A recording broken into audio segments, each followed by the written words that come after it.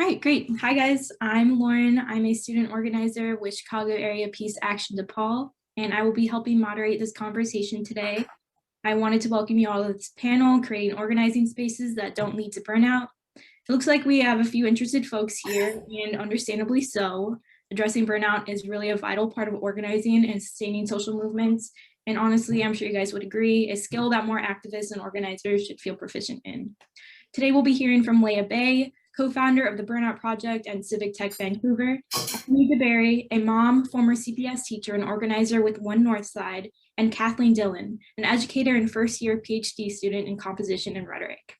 We have a lot of really qualified and experienced folks here at this panel, and I'm excited to get this conversation started. I have a list of questions I'm going to pose to our panelists, and then in the last 10 minutes, we're going to move to an audience Q&A. So that being said, please do drop any questions in the chat as they bubble up, and I'd be happy to get to them at that point. So just opening up our conversation, I first want to ask to our panelists, I wanted to ask if you guys could give a brief description of what burnout is and how it manifests in advocacy organizations.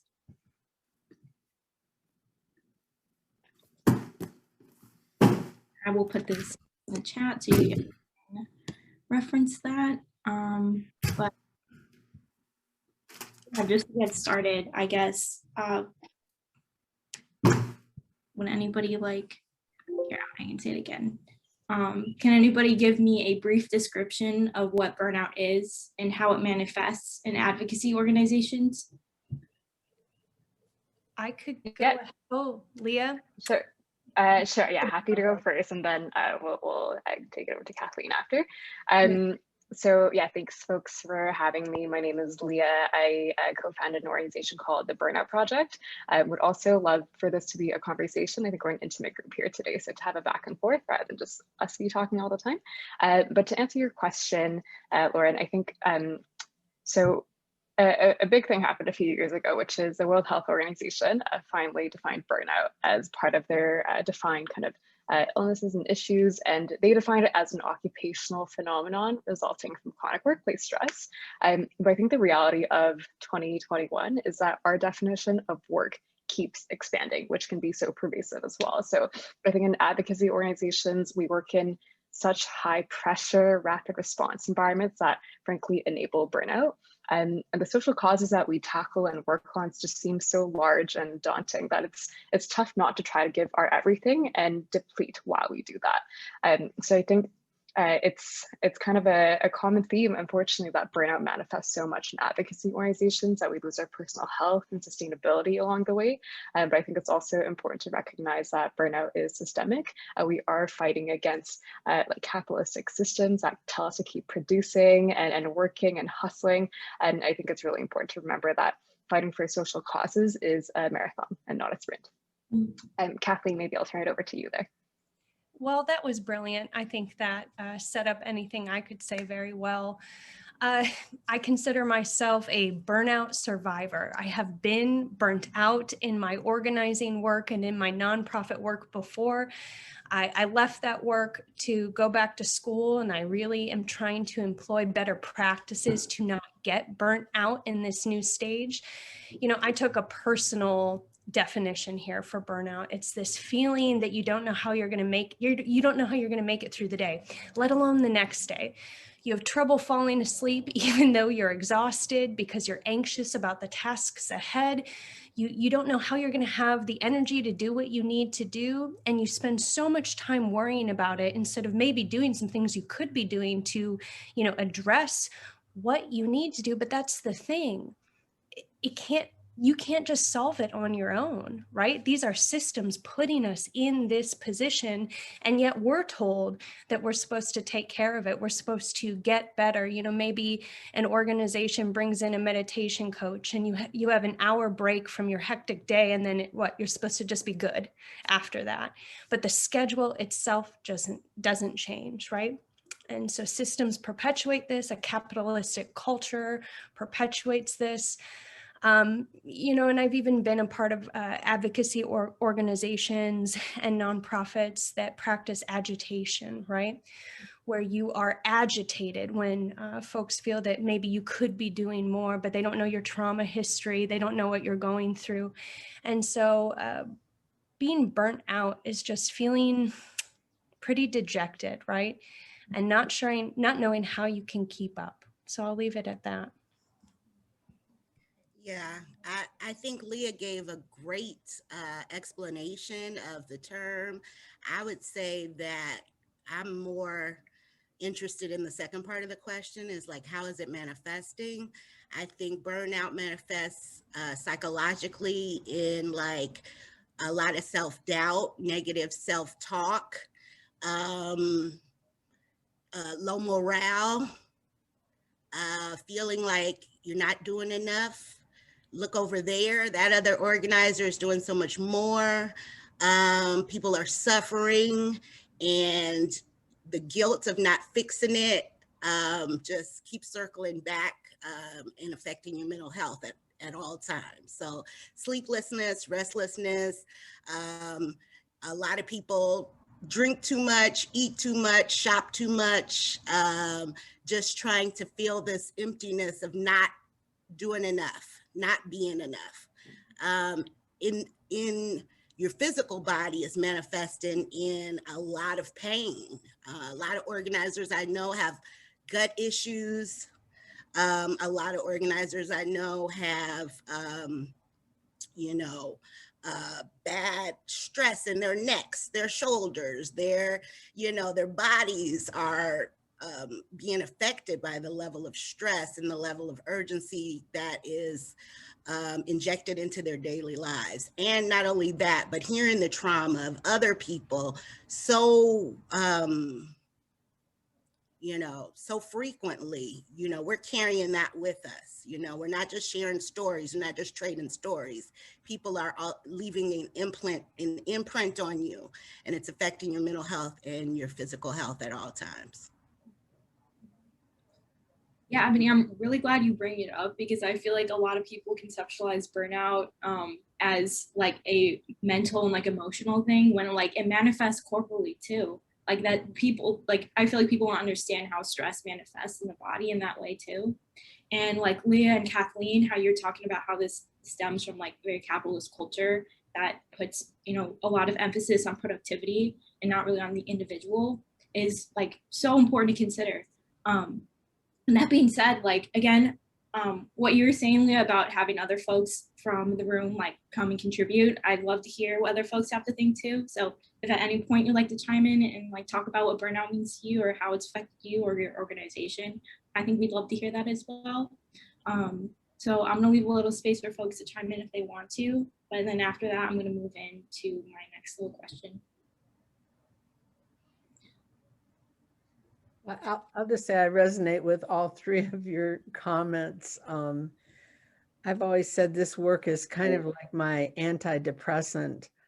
So on many days, I feel like the reason I'm not so depressed about climate, our climate decline, or depressed about this deep racism that just won't seem to ever be, healed. But working on one little problem really helps me not to feel just terribly depressed. But having said that, I know all about neck pain. I'm lucky I don't have any gut problems, but I do get it that, the stress of our work does take a toll on our physical bodies as well as our mental, our level of balance and happiness on a daily basis. Mm-hmm. Mm-hmm. Yeah, completely. If I could just chime in there, thank you so much for sharing that. And I think Ebony made such a great point that our health is very holistic, and we can't just isolate it in the mind and in the brain.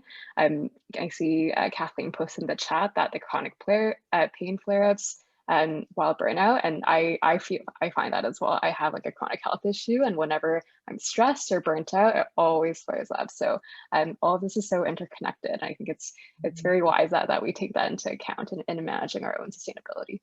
Yeah. Mm-hmm. And like speaking of how like stress affects us individually, I feel like it's also really important to talk about how like the onus is put on like organizers to like address burnout. And that being said, like in the dominant individualistic culture that exists in the United States, like often when orgs talk about burnout, like I was saying, they put the burden of preventing it onto workers. In our case, of course, organizers and activists. So I'm wondering what you guys think, you know, what role do organizers and those who run organizations play in preventing burnout?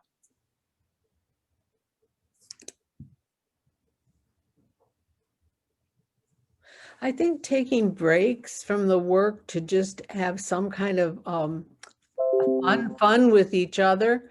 I know a couple of groups that I'm associated with, and one of them said, the leader said, would you guys just come to my backyard and sit and have, you know, a picnic? And everybody said yes. I mean, that would be wonderful. And of course, with COVID, now we can finally do outside gatherings. So I do think taking time with each other, whether it's a walk or a picnic lunch, where we're not talking about just the work, you know, but talking about what's important to us, I guess. Mm-hmm. Yeah, I think if I could jump in there as well, I think the role that organizers and frankly leaders have in preventing burnout is trying to create systems and checks and balances to prevent burnout at the kind of systems level. So within your organization, making sure that people take mandatory time off, and especially as leaders, really role modeling that, you know, by a certain time you turn off your screens. You can't expect to have all of your like younger employees or junior colleagues take time off when you're responding to them at like 9, 10, 11 p.m. at night. So I'm really role modeling what it's like to set boundaries. I think through all the work that we've done with Burnout at the Burnout Project and the folks that we've worked with, boundaries is really such a key theme for not burning out. And I think also to this question, like the dominant individualistic culture that exists in the United States and also Canada, where I'm calling from right now.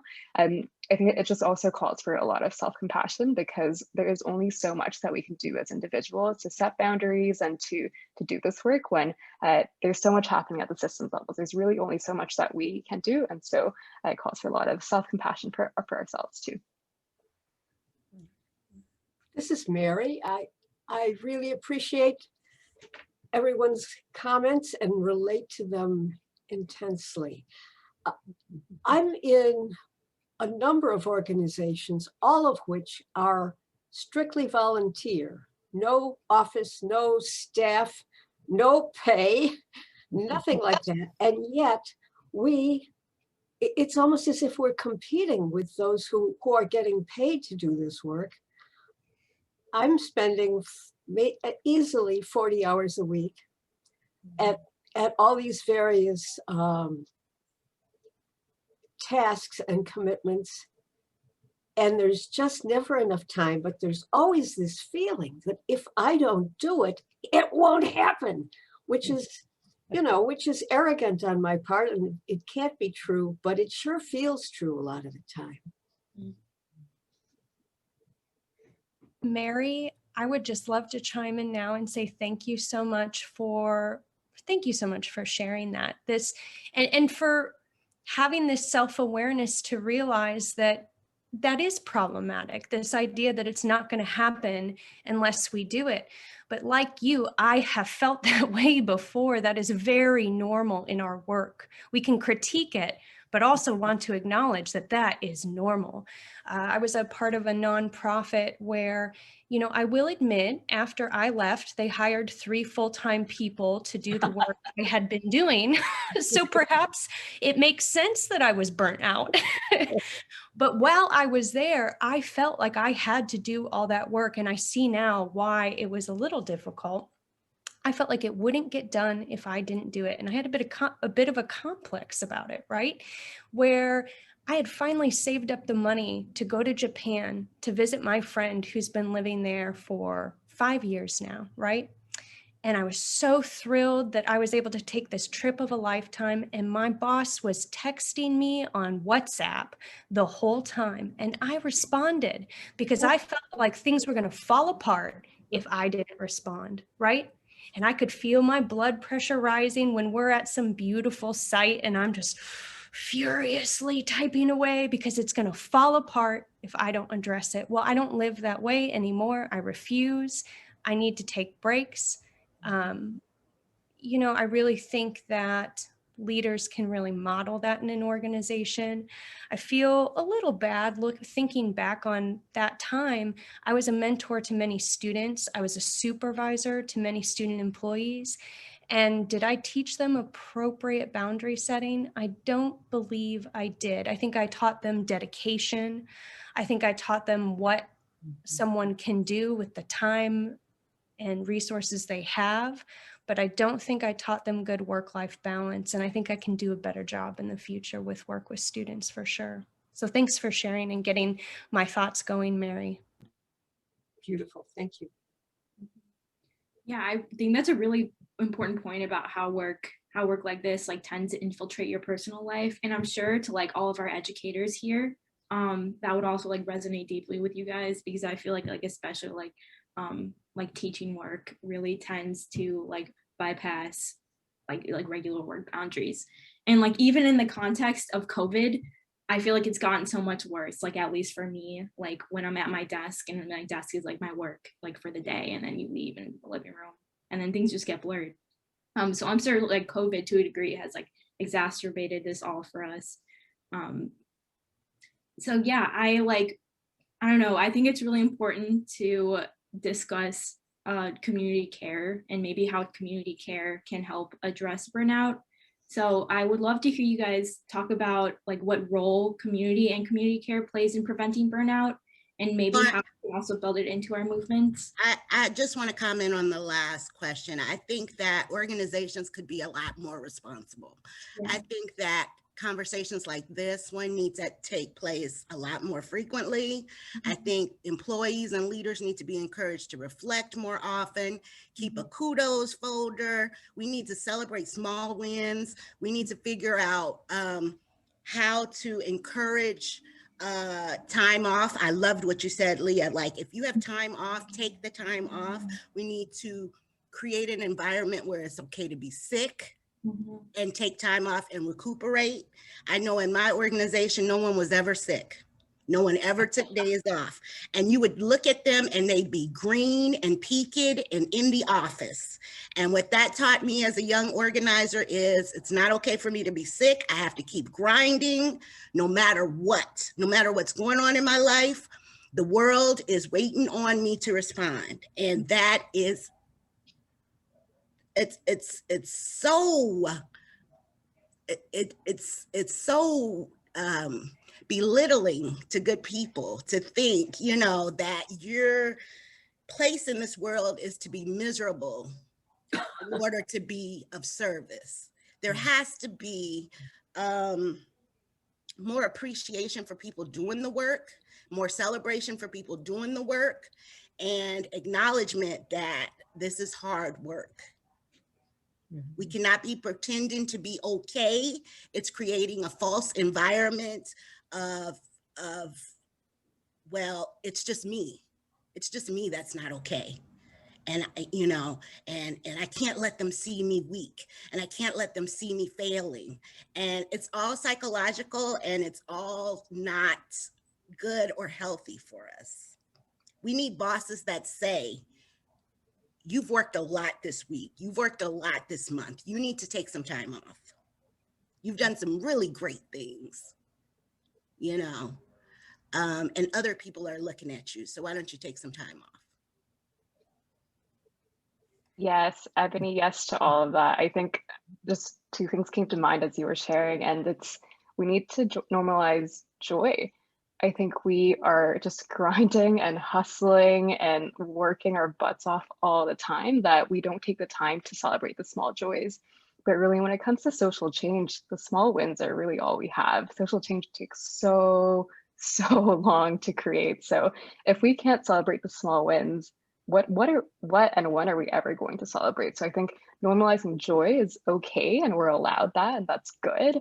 And we don't have to be miserable to be working hard or to be creating good work.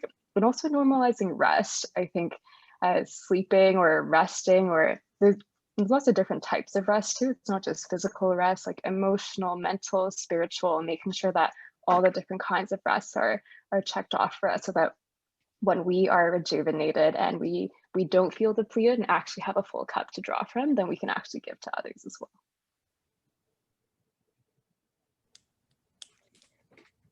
I think it's important to learn to delegate too. I have a little bit of an issue with that because most of the people that I work closely with on our climate group, they're retirees, and they have families. A lot of them have come to our work not because they're activists or organizers, but because they just simply are petrified about what's happening with our planet in terms of the climate warming. So it's kind of like trying to always encourage but not push, because I think these are people who've worked their whole life, and now they don't want to get up and work all day on there. So you're always trying to find a place where you're nudging, encouraging, but not feeling pushy. My mother actually was really interesting. She raised 8 kids, and then she went to work as the outreach worker for the senior center in our town in Michigan. And she set up a volunteer program of over 100 people in a couple of years. And she said, now the real important thing is you don't ask people to do something they don't want to do. So if someone says, I'll do Meals on Wheels, I like taking the food to people. And if someone says, I don't like doing Meals on Wheels, so she was very sensitive to their skill set and where they were motivated. And so when I listen to our people talk, I'm always trying to figure out, how to share some of the work that a few of us do. I can vouch for what Mary said. I know Mary knows. She's connected with so many people in Illinois on the environmental and climate issues. I consider her a role model, even though she's probably younger than me. But anyway, trying to share the work so that we don't burn out, and trying to encourage others to pick up a little more where they can. I think that should be, part of our solution to not burning out ourselves. But Mary? I'd like to respond on several levels. First of all, I think I'm older than you, but I used to be a psychotherapist back when I worked for a living, so I should know all about boundaries. I do know all about boundaries. I taught other people how to say no, and I'm having trouble saying no. So it's ridiculous. It's another guilt that I put on myself. But the reason is the urgency of the issues we're dealing with. I mean, I spent the past couple weeks very disturbed about what was happening in Israel and Palestine. And that felt just incredibly urgent.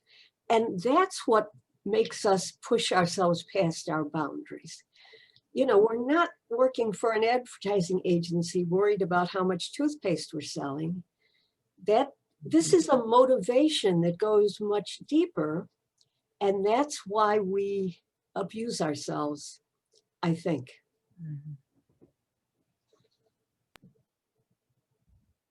Hi, this is Susan. Hi, Susan. Hello, everybody. Wow, you've all just shared so many, just like a tapestry of dynamics that go into social justice advocacy work. And I just want to amplify what Ebony was saying. And I think that what we're accustomed to doing and almost trained to do is, yep, okay, yep, acknowledge that, and then just move on to do. It is critically important right now, more than ever, that we, especially as social justice advocates, create those safe, courageous spaces for ourselves to show up the way we are, which is abused, oppressed, which is why we're standing up and speaking up. And I think it's really critical that we insist that the care of ourselves and our family has to come first. And I'm speaking for myself because I have been a special education teacher for over 40 years. I work in the jails. My population that I have served is as a special educator.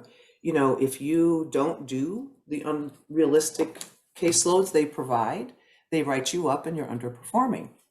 And that's one whole thing. And the whole concept of burnout means that we can avoid it. So it's something we've done to ourselves.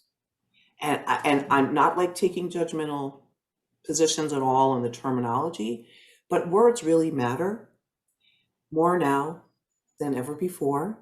That urgency, Mary, there is a tremendous sense of urgency. And the urgency that I think educators and social justice advocates need to ensure is that we are doing the necessary work within ourselves as a community in order to be realistic about how we're going to do our work. Because what we're doing is do. I don't mean like in a do word, but it is do work. But we need to be before we can do. And what we do as social justice advocates, as caretakers of others, is take that urgency, push our own needs aside, and address the crisis at hand. And that is important. And most times it's people who have been personally affected and or those who are typically caretakers. And so it's almost like a redefining of what this means, as opposed to a personal fault because I couldn't handle it. That is so pervasive in education. The systems that we have set up are designed for oppression, are designed for a power down paradigm, not a democracy. So what we as social justice advocates, I feel, are fighting just within our own worlds is the massive injustices that are occurring, even to providing us space, time, and resources and support to do the self-care that we need. So with that, I think it's important that we do just take a moment to kind of take 3 collective breaths and acknowledge the incredible work that we have done all over this country and the world. So I just invite people to kind of, just take a moment to kind of get a comfortable seat if you are comfortable in doing so, and just trying to connect with your breath without judgment or changing it. Just acknowledging the incredible work that we do every day. And exhale any stress or worry and concern and that feel of urgency of I've got to take care of everybody else, even if I have to sacrifice my own health and well-being and ultimately our own lives. So if we're not doing our work within ourselves for caring, then it prevents us from being fully available to show up in our authentic, passionate selves. So let's take another inhale. If you feel comfortable in lifting your arms up overhead, while we inhale, peace and calm, and exhale any stress and worry. And then the last breath, take your biggest breath, inhale, and inhale peace and calm and affirmation that we are doing incredible work, and exhale any barriers that we see as a way to create a peace-building bridge to the corporate leaders by providing the fundamental skill sets and tools that we as humans seem to be bypassing. And what I'm going to just suggest, there's I think it's David Perry, who's a psychiatrist, and Oprah have come up, they wrote a book collaboratively called So What Happened to You? So what happened to you? And it all comes from a place of acknowledging the trauma, the collective trauma that we have been through together as a country, as a community, as different cultures. And to also create that safe space so that we are able to do the repairing work that we must begin or continue, so that when we step out, our voices are strong to find that inner strength, that connection between our central nervous system, and understand the neuropsychological connections between the mind, body, and the spirit, and how we show up with that passion and that power. Pay attention, Ebony, all of us, our palms get sweaty, our heart rate increases, our voices start to crack. You find stagnation. We got to move. And with that movement, with that deep breath, even when we're frustrated, that causes movement. So just as a reminder, I'm trying to say this from a place of personal experience of that re-traumatization of the work that we do. We have to be sure to nurture and care and embrace our own hearts and our minds and each other. And then we're more powerful when we go out and do our work. Peace. Yeah, I have terrible audio. Sorry, I'm breaking up. Very nice. Thank you, Susan. Mhm. Thank you. Thank you. Yeah, thank you so much. That was such such a powerful and needed little break, or even just I really needed to be present in that moment and reflect in that moment. And thank you. I feel very rejuvenated.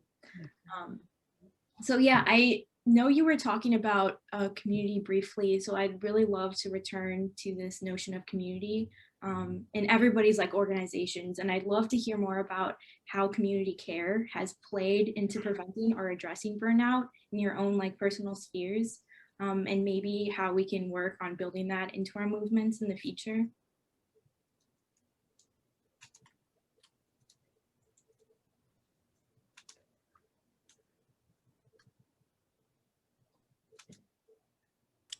Yeah, I think one of the great learnings coming out of this pandemic for my organization was it is valuable, it is essential that we reach out to leaders, not just for work, but to make sure that they have the things they need, to make sure that they have someone to talk to.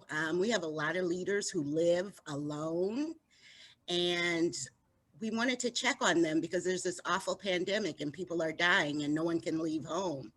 But that was something that I was doing and trying to encourage other people to do long before the pandemic, right? People are not to be interacted with only as it pertains to the work.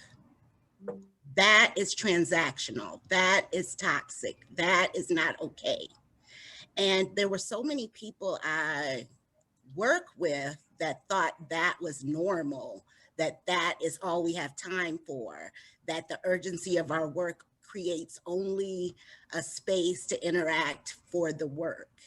And I'm hoping, I feel it slipping away already, but I'm hoping that we will continue to reach out and interact with folks with their humanity,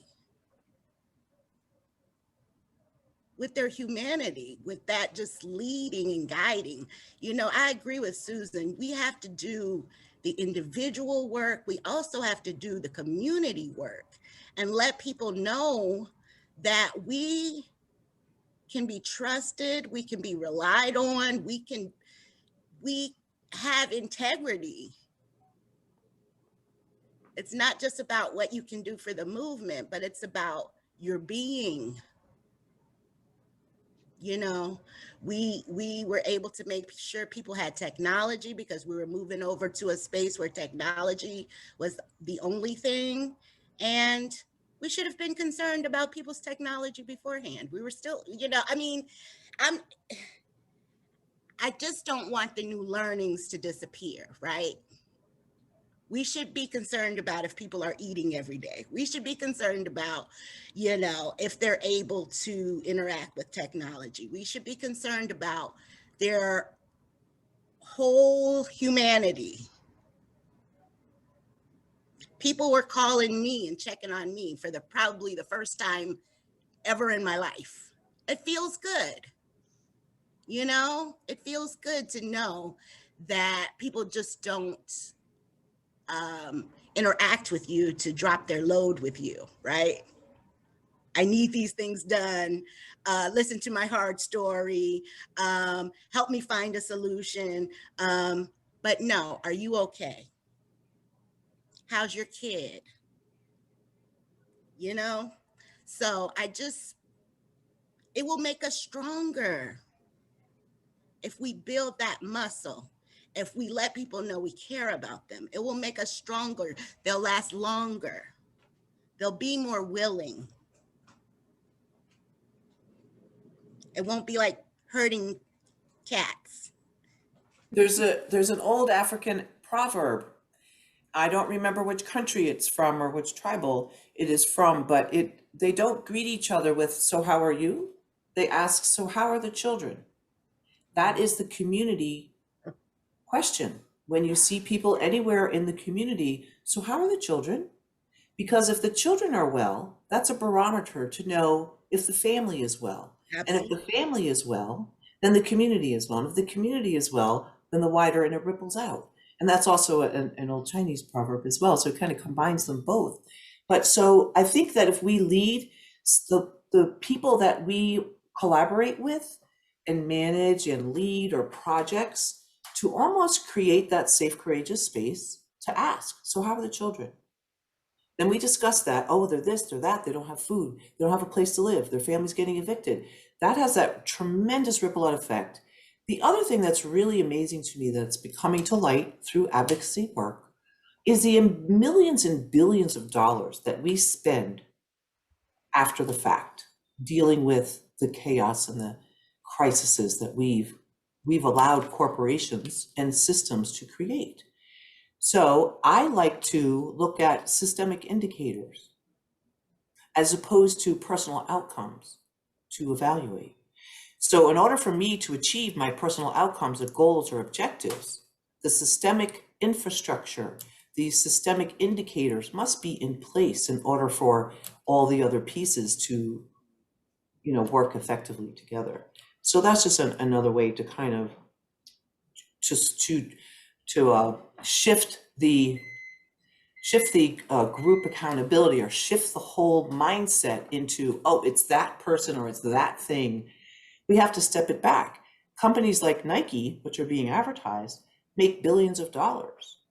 And the majority of over 55% of their employees need public assistance to survive.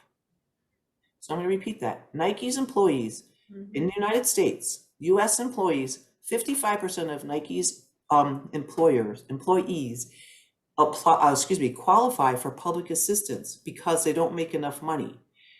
How much does Nike pay in corporate tax? Zero. There are 25, if not 40, major corporation, multi-billion-dollar, if not trillion-dollar corporations pay $0, and they pay their employees the least amount of money that they all qualify for public assistance that the corporations contribute nothing to support. So what I guess my point is, again, is, so we're blaming different populations. Well, if they would just do this, or they are blah, blah, blah. If the corporations take the responsibility and these systems have the infrastructure and the ability for people to do the work, then it's kind of like we have a responsibility to just step it back and keep stepping back and seeing where the root cause is, as opposed to being this reactive, treating the symptoms. Yeah, thanks Susan and Ebony for those points. I think community and movements, it survives or dies on its people. And that care can also be seen as like, it's part of health, it's part of social health. I think we always think about health as physical health and the ailments we see or feel pain like physically, but it's actually part of social health to have those quality relationships. And when people care for one another, it makes for a longer sustaining movement. And I'm sure you've seen or even experienced this yourself when you're part of social movements or organizations that are quite toxic. It might make a lot of headway for a short amount of time, but it's literally for a short amount of time. It doesn't sustain for the long term. And I think also on community care, to combat what got us here in the first place, like these individualistic systems and hyperproductivity, capitalism, community care can almost be like a radical act in itself. And taking care of each other is almost like a small act of protest and paves the way towards a future that we want as well. Leah, I really resonate with that. It is a radical act. Community care, rest, that is radical, especially in today's culture. You know, I've talked with Lizzie, who you all know from our sessions here. I've talked to her a lot about organizations, their toxicity.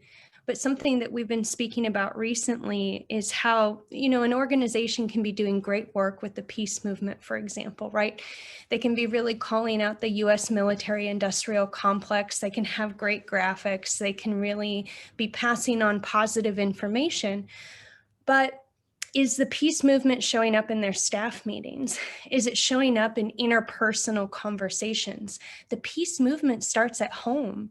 It has to change us internally so that we can make change in the world. If it's not doing work in here, if it's not liberating us here and in our relationships, if we aren't learning how to non-violently communicate with one another, if we aren't learning how to you know, break down and break down our own trauma so we're not passing them on to others in violent communication, right? If that's not happening, what is this all for, right? We need to treat each other like we are asking folks to treat folks all over the world, right? We need to practice that in our work here at home, in how we speak to ourselves, how we speak to one another. And that is really the community care I'm thinking of.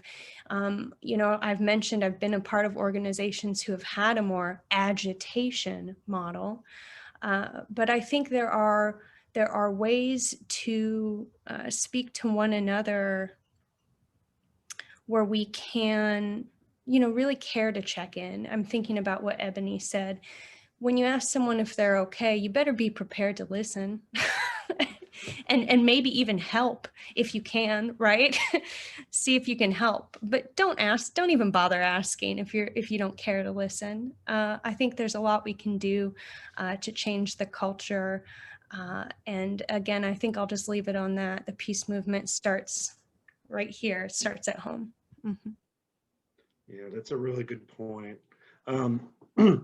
Yeah, I've kind of even experienced this firsthand before, where you know, I've been in organizing groups, even like anti-war groups, that have actually had like a very argumentative split, like a group would split in two or something like that.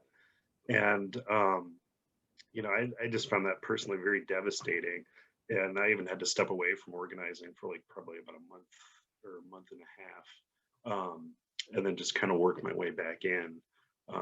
Through you know, just participating in certain events and then kind of joining something else. But you know, I think sometimes people get so passionate about what they're working on. You know, we get so upset about all these horrible things that are happening in the world. You know, like the war in Yemen, or what's happening in Palestine. You know, it's sometimes we become very argumentative with one another. And don't realize, you know, kind of how we're affecting other people. I think sometimes people's egos kind of get caught up within it too. It's you know, it's something that we have to kind of be aware of. I think the group that I'm with now, it's like we're kind of more respectful of one another, and are just kind of aware of the time limits and personal limits that people have in terms of the work that they do, though we are doing a lot. So it is a real problem, and you know, especially if you have like nonprofits that are more organized, sometimes these toxic workplaces and bullying sort of environments do happen, and it's, you know, it's something you have to be aware of that's happening. And you know, if we're actually organizing stuff, that's something that we really have to be cognizant of and aware of. I think that's it, what I have to say. Yeah, thank you so much, David. I feel like this is a really good note to end and like reflect on. I wish we could like keep going with this conversation, but our next set of breakout rooms like begin promptly at 12.